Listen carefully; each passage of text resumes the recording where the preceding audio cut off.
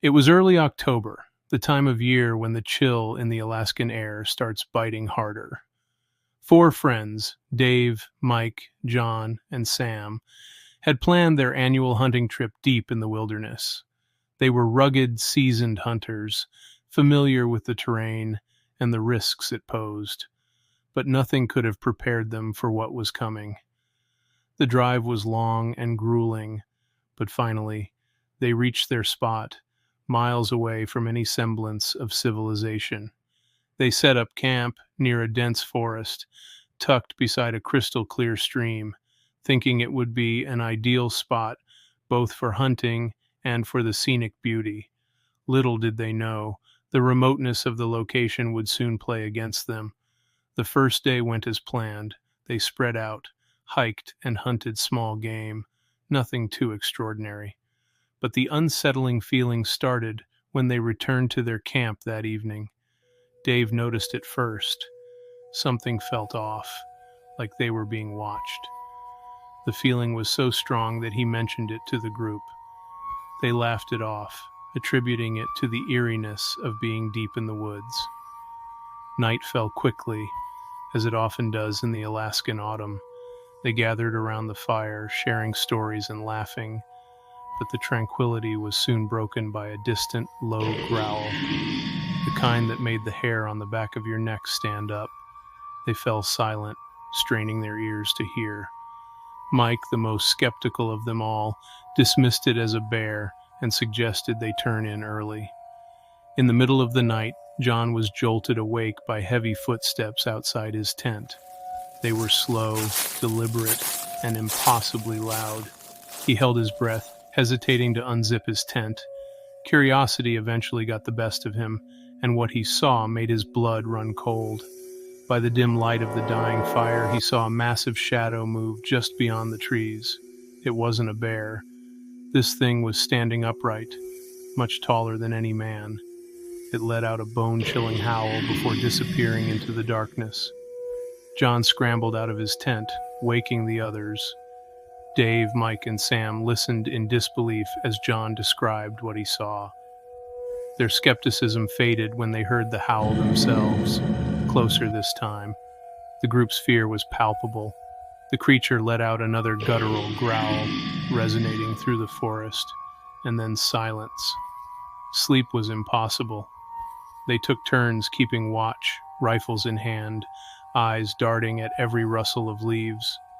Morning light brought some relief, but also revealed something terrifying. Huge footprints circled their camp. Not bear prints, but something with a distinct, almost human-like shape, but far too large. Determined to leave, the group quickly packed up. As they did, they felt the eyes on them again, the sense of being hunted, prey in a vast wilderness. They moved swiftly, not daring to look back, hearing the occasional crack of branches and distant howls spurring them on. The drive back to civilization felt endless. Only when they were safely back in their hometown did they start to believe they might be in the clear. They vowed never to speak of the incident again, knowing no one would believe their tale of the Alaskan wilderness and the creature that terrorized their camp. To this day, they don't know what exactly they encountered, but they all agree on one thing. Something is out there. Something that makes even the bravest hunters feel like cornered animals. We had planned this hike for months. Me, Tom, Sarah, and Jake. Northern California was supposed to be a stunning adventure, and we were all looking forward to a break from our routine city lives. The idea was to get up early, hit the trail, enjoy a day in nature, and be back to our cars before dusk. Simple, right? We started off around 7 a.m., the sun just beginning its climb over the horizon. The fresh air was invigorating, and the forest seemed alive with the sounds of birds and the occasional rustling of leaves. We joked and laughed, snapping pictures and just soaking in the beauty around us. A couple of hours into our hike, we found ourselves on a less trodden path. It seemed fine at first. The thrill of the unknown was exciting, But soon the trail got narrower and the trees loomed closer, shutting out some of the daylight. Tom, always the group's navigator, assured us that he'd read about this trail online, and it was a hidden gem. That's when things started to get weird. I heard the first rock hit the ground near us with a dull thud. Not thinking much of it, I assumed it was a falling branch or something. But then, another rock, and another, definitely not random. Tom looked just as puzzled as I felt. We decided to keep moving, thinking it was probably just someone messing around. But it didn't stop there. A large tree branch came crashing onto the trail ahead of us, seemingly from nowhere. It was too heavy and perfectly angled to be an accident. Sarah squealed, and even Jake, who was usually the bravest of us all, looked unnerved. We picked up our pace, hoping to leave whatever or whoever was behind us. The trail seemed to stretch on endlessly, and the trees began to look sinister, like silent watchers. Then came the sounds, strange, heavy footfalls that seemed to follow us. We couldn't see anyone or anything, but the feeling of being watched was almost palpable. What if it's Bigfoot? Jake chuckled nervously. We all laughed it off, but there was no denying the tension in the air. The stories, the myths, none of us really believed them, but at that moment, we weren't so sure. Suddenly, another branch was hurtled onto the path behind us, closer this time. The sun was beginning to dip lower, casting long, eerie shadows. "We need to get back to the cars before it gets dark," Tom said, trying to keep his voice steady. No one argued. We practically ran, our once leisurely hike now a frantic dash through the thickening forest. My heart pounded, and my legs burned from the effort. The sounds behind us didn't let up. Occasionally, we'd hear a grunt or rustle that sent shivers down my spine. Finally, after what felt like hours, we broke through the trees into the clearing where our cars were parked. We didn't stop until we were safely inside, doors locked. Breathless, we looked at each other, a mixture of relief and lingering fear. None of us mentioned Bigfoot again, but as we drove back toward civilization, the reality of what had just happened began to sink in. Maybe it was an overactive imagination, or maybe something truly was out there, stalking us through the Northern California woods. One thing was for sure. We all silently agreed there wouldn't be another hike on that trail anytime soon. My story begins with my mom's memories from the late 50s, a time when she was just a young girl living on a little farm in Indiana. She was about 12 years old when something happened that she could never forget. My grandfather, her dad, was one of those salt-of-the-earth type of guys.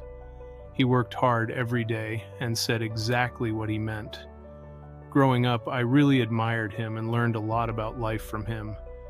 Every night he would sit on a little porch swing that faced a large wooded area and a road in front of their house. Whenever I asked him if he'd ever seen anything strange at night, he would just smile and say, "I've seen things in the sky and on the ground that no one would believe, so I just don't say anything." Curious about this, I once asked my mom if she had ever seen anything unusual. She told me about a night that truly terrified her. Unable to sleep, she got up and went to her bedroom window, which had a view of the small barn next to their house. The barn had a light on top that stayed on all night, providing just enough illumination to see what was around. Rubbing her sleepy eyes, she saw a dark shape under the light by the barn. At first she thought it might be a bear standing on its hind legs, but as her eyes adjusted, she realized it wasn't a bear. It was something very large, dark, and hairy. Startled and frightened, she started screaming and rushed down the dangerously steep farmhouse stairs, waking both my grandparents. Grandpa grabbed his old shotgun, which he kept by his bed, and a flashlight, then went out to investigate. Despite looking around thoroughly, he didn't see anything, and dismissed it as my mom's imagination running wild. After all, he'd never seen a bear around those parts. The next morning, as he worked around the barn, he noticed something strange in the muddy area nearby.